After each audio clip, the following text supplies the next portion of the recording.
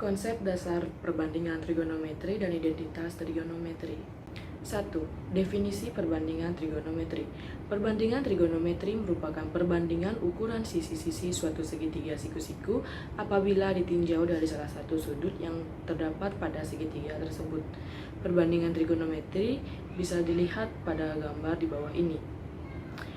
Untuk sin theta memiliki rumus depan per miring, cos theta samping per miring, tan theta depan per samping, kosekan theta miring per depan atau 1 per sin A, kot theta samping per depan atau 1 per tan A, dan yang terakhir sek theta yaitu miring per samping atau 1 per cos A.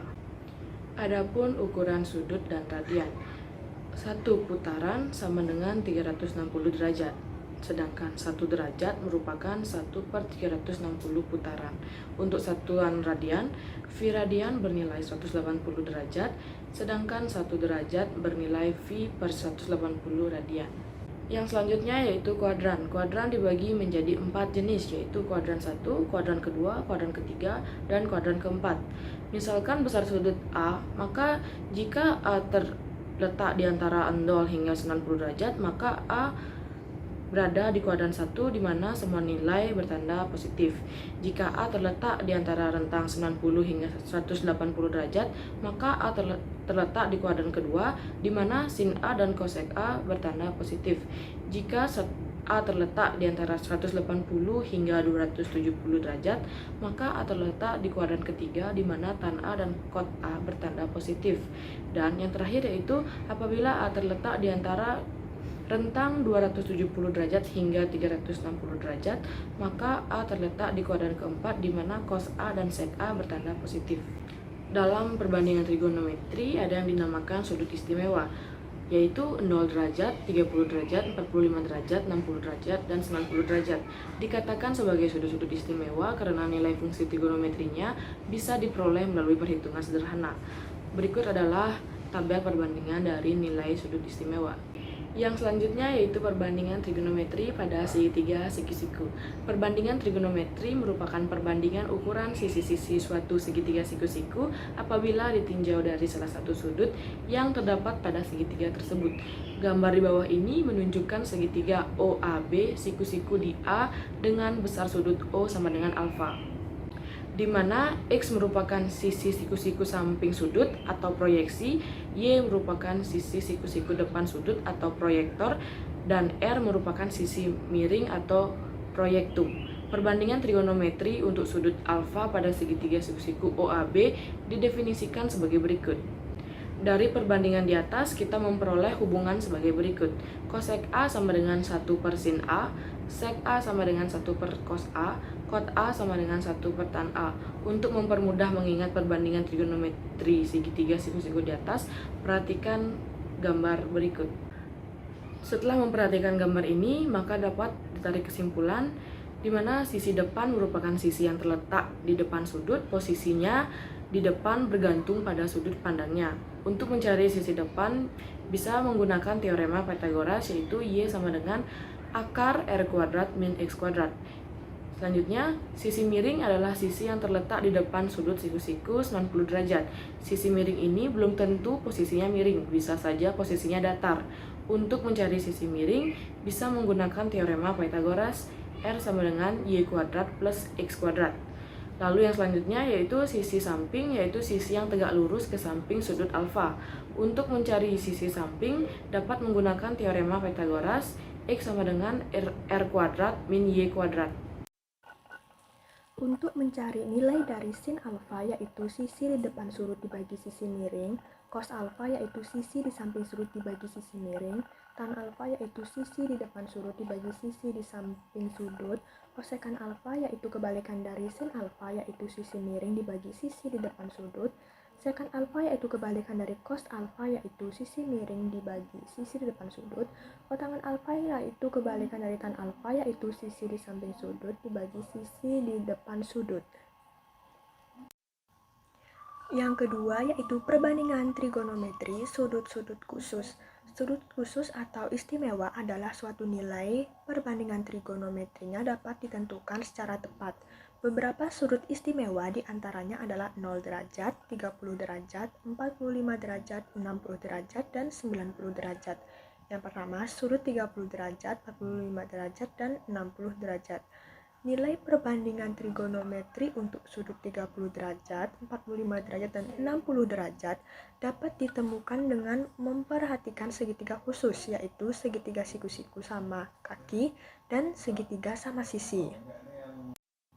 Pada gambar sebelumnya, yaitu merupakan gambar segitiga siku-siku sama kaki dengan sudut siku-siku di C, sehingga sudut BAC sama dengan sudut ABC sama dengan 45 derajat dan A sama dengan B.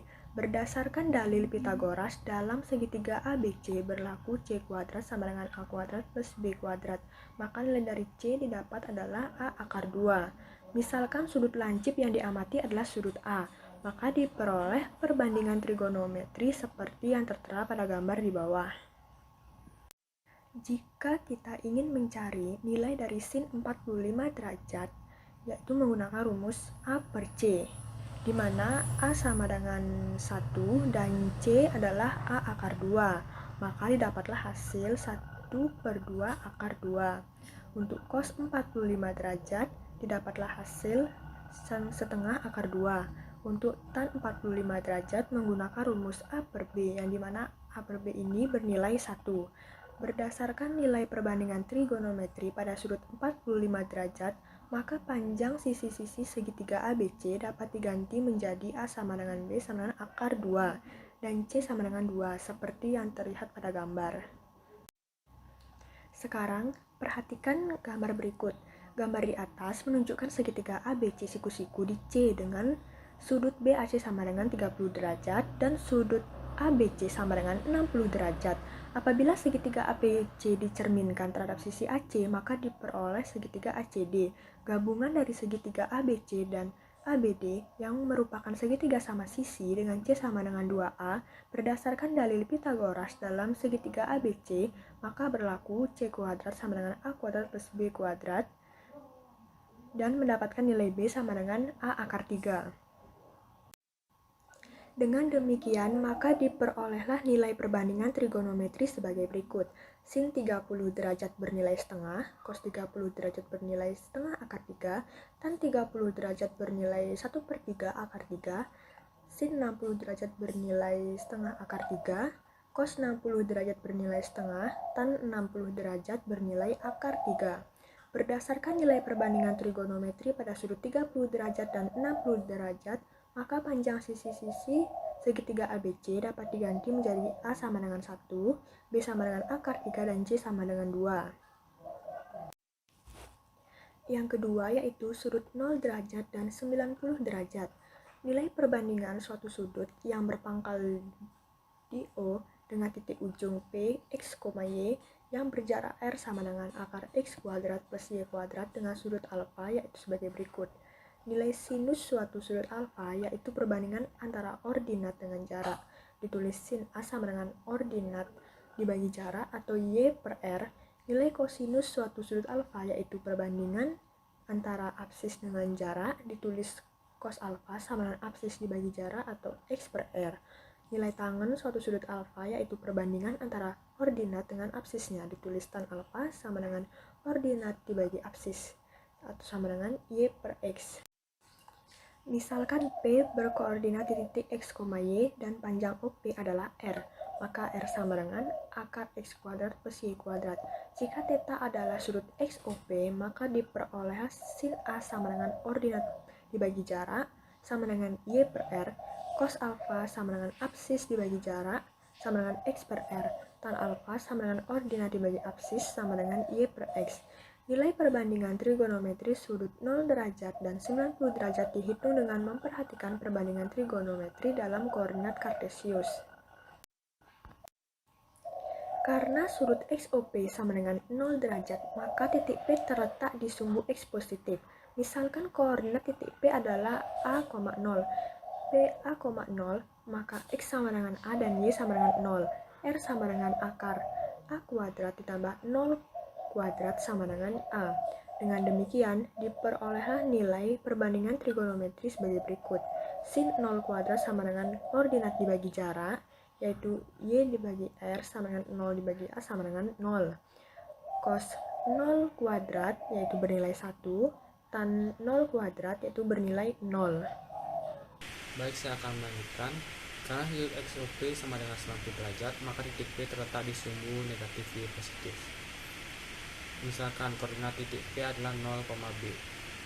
P 0, B, maka X sama dengan 0, Y sama dengan B, R sama dengan akar 0 kuadrat plus B kuadrat sama dengan B. Dengan demikian diperoleh nilai perbandingan trigonometri berikut ini.